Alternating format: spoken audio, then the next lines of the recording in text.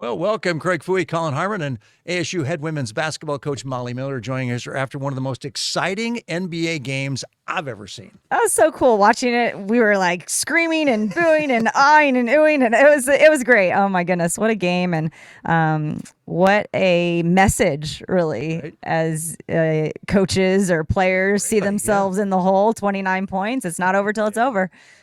We're now, what a blessing as sports fans. Oh. That's 8 straight games between the two sports finals that have just been sensational. They really have. Like, unbelievable. Yeah. If you're not an NBA fan and you watched a little bit of this, you probably are now, right? If you're not a hockey fan and you've seen any of the Stanley Cup, you're probably a hockey fan. This has been like one of the greatest 2-week runs of sports I could ever recall. If you missed it, the Knicks came back from a 29-point deficit and won the game 107-106. It was a phenomenal finish, and I guess a true testament of grit, of just belief in yourself and your team. Resilience. Well, I said it earlier, the scoreboard said you're down 29 points. That locker room said it's not over yet. We have a whole nother half to play.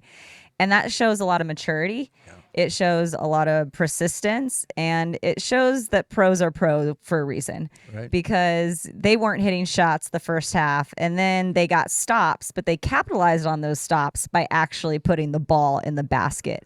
So when you do that, they just chipped away, and there's no magic 29-point play, but they made little plays that added up to a major comeback. And the way the Knicks took the lead, and you said it throughout the fourth quarter, it's not the shot.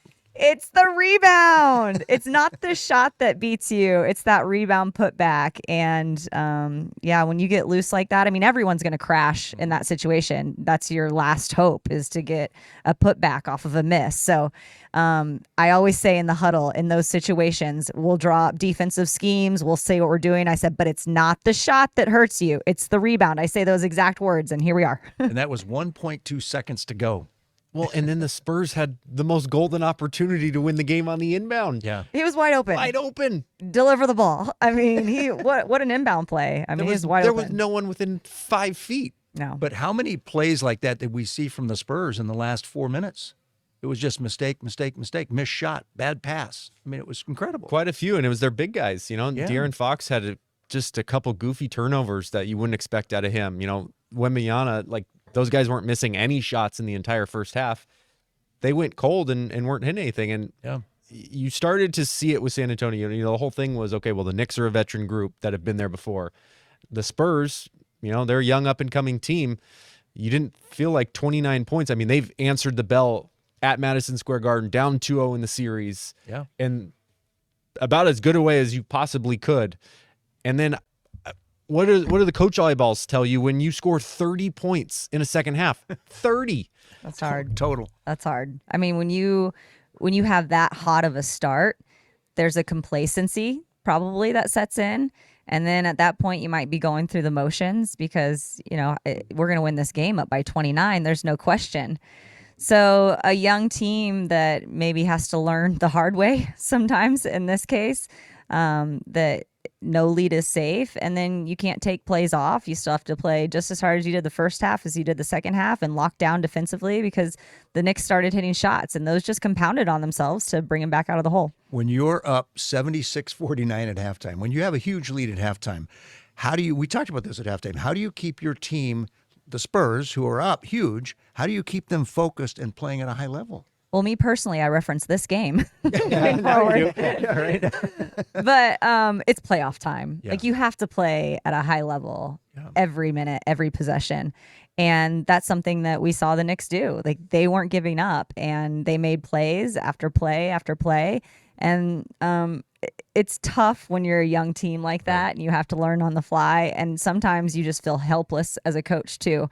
We talked about at this point, execution is X's and O's. They have a scheme defensively, and they have offensive sets and motions and actions that they're used to running. Now it also comes down to shot making abilities. Yeah. And Collin, when you look at this team too, it's like you could see the emotional side of this taking place. Like they were just losing their belief system, the Spurs. As the Knicks kept fighting back, they were losing their minds. Well, MSG certainly played a role in that. Yeah, for absolutely. Sure. Absolutely. That building got really loud, and that crowd got on top of them in a hurry, and you could see things starting to snowball there. Yeah. But what's crazy to me is, for as good as the Knicks played in the second half, they didn't get a whole lot of great performances tonight. I mean, it was Brunson and OG, and that was pretty much it. I mean, they didn't. Cat showed up a little bit there in the fourth quarter, but 2 fouls in the first minute plus of the game completely wrecked the Knicks in the first half. Shocking stat: Cat had his first points in the fourth quarter in this series tonight. He hadn't scored in the fourth quarter in the first 3 games. Kind of weird, but he's also been great for the Knicks. Yeah, yes. For the large part of 3 games. He did enough there in the fourth quarter, and I thought Jose Alvarado coming off the bench there, his minutes were fantastic. I know Suns fans from that 2021 run or 22 run, they always kind of grind their teeth at Jose Alvarado. Yeah. One of those guys that you hate him if he's not on your team, but if you love him if he is. And he made a ton of big plays for them tonight because they didn't get any bench help prior to him. 4 total points off the bench outside of him. And he has a motor. Like that's, I'm sure for you as a coach, a motor in a player is critical, right? I think especially for those role players, if they can come in and elevate, whether that's elevating offensive rebound or defensive stops or deflections, some of those little effort-based statistics, that'll make a world of difference, not only for your team, but for the energy around your team. And, maybe the rhythm was off. When you have one of your stars get in foul trouble early and they have to go to bench and substitutions or rotations are off, then it just doesn't feel exactly right. So they got that reset button in the second half, and there was no looking back. Did they ever again? The Knicks win this one, 107-106. 1.2 seconds to go. They take the lead. I think they had their first lead with 1:22 to go. They didn't get it under double digits until inside of 7 minutes. Like, that's how remarkable that is. It was insane. Game 5 set for Saturday night. Coach, I want to turn to your team because you're back on it. You had practice. We were out there this morning watching. Seems like a pretty cohesive team with only a few days into having them all together. Right. It was fun to have you out. Thanks for coming. Yeah. We enjoyed day 2 of team practice, day 3 of getting them together out on the court and working with them. And they have just bought in. I really think the returners have taken on this ownership of leading the new ones. And the new ones just want to do it perfectly and right. And so we've got a lot of pieces that we've put out there, and we filled some holes of shooting and slashing. Our guard play has been really impressive these past 3 days. So I'm excited to get back to work, but I'm in my happy place in the gym right now. Can you give everybody a sense of like what a day in the life of Molly Miller is this time of year? Okay. Well, I had an 8 a.m. Coffee meeting this morning, and then we usually practice plan with the staff. And then we have about an hour 30 of practice. And then we're doing a lot of recruiting calls right now because it's high school recruiting coming up. So we turned the page on portal recruiting, and now we're into high school recruiting. So we're planning where we're going to go in June, where we're going to go July to evaluate. And then there's a lot of, we had a food truck after practice today. So there's some team bonding off the court that's going on that I think makes for great team chemistry. There's strangers up until about 2 weeks ago, and now they're put on the court and expected to do team things together. So some of those off the court things we have them doing too, which is really nice. And it's, I like coaching because there's different seasons within a season, and right now we're kind of in this developmental season where they can really work on their craft and player development. And I think I saw you guys went to the lake last weekend. We went to the lake. I mean, we're having a lot of fun together, and that's why I love coaching. There's a lot of sacrifice, and there's a lot of moving parts. There's a lot of time commitment, but you get to make these bonds with the next generation of leaders, and to think that us as coaches have some imprint on that is really cool. How early can you tell that a team is kind of together and that team? I'll give you the truth. The truthful answer is it's a little bit of the honeymoon stage right now. Because, there's no minutes to divide. The roles are really whatever you make them. I think when you get into that point where roles are becoming distinguished and there are minutes and there are role players and bench players and starters, you go back to moments like these to reference that it's bigger than the team, the we over me concept. And what I already know about this team, I believe that they're going to be accepting of their roles. I believe that they're going to do whatever the team needs to do to be successful. And I've seen early signs of that. So that's really good. But right now they also have a clean slate. So they all are fighting for a spot and working hard and trying to improve their game so they can contribute.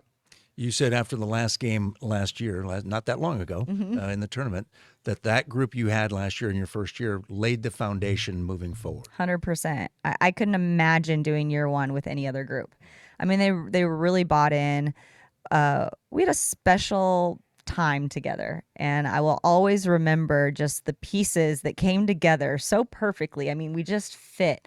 And they wanted to put ASU back on the map, and they had that chip on their shoulder, and they've done just that. They've set our floor. They've allowed us to up our recruiting, and I think from a fan's perspective, get fans re-engaged and excited about what we're doing. Have you noticed a big uptick just in interest from players from Yeah. that run in just your first year? Absolutely. Like, I pick up the phone and they want to talk ASU and Sun Devil women's basketball. And so we have accessibility, and now we're becoming a school of choice in the high school ranks and the transfer portal ranks. I think the community is excited about what we're doing. ASU athletics, that place, iron sharpens iron. I mean, the whole athletic department is on fire. So it's exciting to be part of that momentum as well. We had Greg Powers in for a couple of hockey games, Stanley Cup final games, and he was like, same thing, said the same thing. This coaching crew together at ASU is all up and supporting each other. Yeah, we're a close-knit group, and the leadership has been phenomenal. Graham's done a